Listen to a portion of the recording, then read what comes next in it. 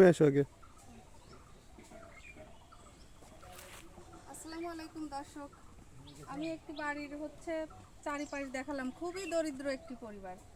দেখেন একেবারে ছিঁড়া জরাজীর্ণ, এটা মনে হচ্ছে একটা ময়লার স্তূপ। এখানে যে কেউ বসবাস করে এটা তো বিশ্বাস হওয়ার মতো না।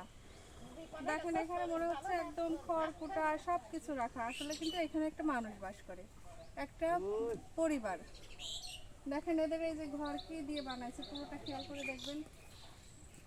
এখানে দেখেন এই যে ময়লা কাপড় চোপড় এগুলোতেও, তারপরে দেখেন ন্যাকড়া, পলিথিন, বিভিন্ন প্রকার জিনিস, ময়লা আবর্জনা একসাথে করে একেবারে একাকার করে ফেলছে।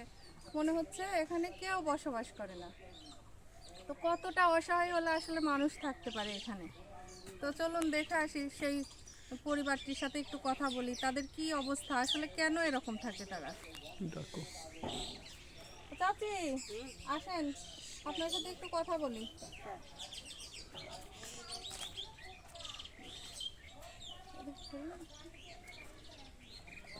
তো চাচি আপনার ঘর এরকম কি জন্য? এটা ঘর বাড়ি কি করবি, করে দেখে কিছুই সাহায্য করে না। তো আপনারা যে এই যে মাঝে মাঝে এরকম আসে সবাই ছবি টবি তুলে নিয়ে যায়, তারা কি করে, সাহায্য করে? না, কেউ সাহায্য করে না, কিছুই দেয় না। কিছুই দেয় না। না। তো আপনি কাজ করতে পারেন না? কাজ করে যে পিস টির সময় পিস কাটে, মানে ভালোভাবে কাজ করতে পারেন না, শুধু ওই যে মাজা এরকম বেঁকা হয়ে গেছে এই জন্য কাজ করতে পারেন না। তো আপনার মাজাটা দেখে এইভাবে হলো কিভাবে? ক্যামেরার দেখান।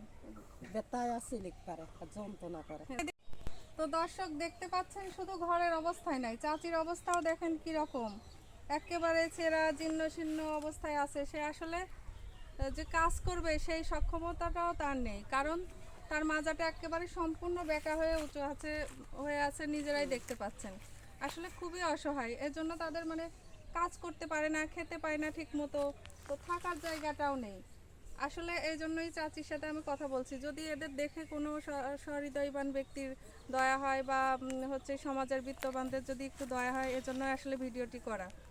তো আসলে চলুন দেখে আসি আসলে ভিতরের অবস্থা কি। তো বাইরে দেখলাম, চাচিকে দেখলাম, আসলে ভিতরে ঘরের ভিতরটা কি অবস্থা নিচে চোখে দেখবেন সবাই। তো আসলে তো চাচি আপনার বাড়ি নিয়ে চলেন, চলেন যাই। চলেন। হুম। আচ্ছা, দেখে যান কি অবস্থায় বাস করি।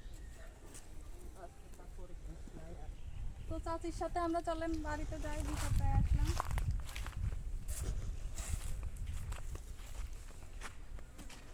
প্রচণ্ড রোদ, এজন্য ভিডিওটি ভালো আসতে পারছে না, দর্শক বন্ধুরা ক্ষমা করবেন।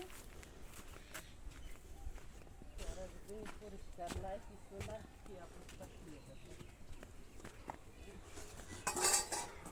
আসলে দেখেন চাচি এই যে এখানে রান্না বান্না করে, এই জায়গার মধ্যে রান্না করে এইখানে, ওটা দেখেন কি অবস্থা, ঠিক মতো জায়গাটা উঁচু নিচু, মানে মাটি দিয়ে সমান করবে এই অবস্থায়। কারণ তারাই দেখেন এভাবে থাকে। একজন মানসিক প্রতিবন্ধী, অর্থাৎ সে আসলে সহজ বাংলায় যাকে বলা হয় পাগল, আর আরেকজন শারীরিক এবং মানসিক প্রতিবন্ধী। এর তার শারীরিক অবস্থা তো দেখলেন, এজন্য কাজে নেয় না, এবং মানসিকভাবেও সে অসুস্থ, মানে সে পাগল। এটা বলে আসলে সমাজে তাদেরকে অবহেলিত করে রাখা হয়, কেউ আসলে মূল্যায়ন করে না, তো কাজেও নেয় না।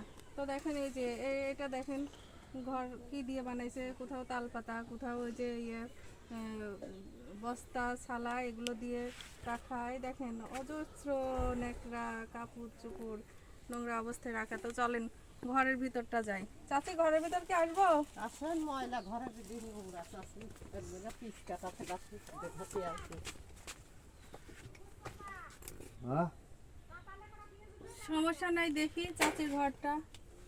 এই যে দেখেন এইটুকু ঘরের মধ্যে এখানে ঘুমায় চাচি। চাচির একটা ছোট বাচ্চা আছে, সে বাচ্চাটা এখনো স্কুলে যায় না। আসলে স্কুলে পড়ালেখার মতো তাদের আর্থিক সক্ষমতা নেই। দেখেন ঘরের মধ্যে এই দেখা যাচ্ছে ক্যামেরাতে, আসলে মানে পুরো আসতেছে আলো, সম্পূর্ণ দেখাই দাও।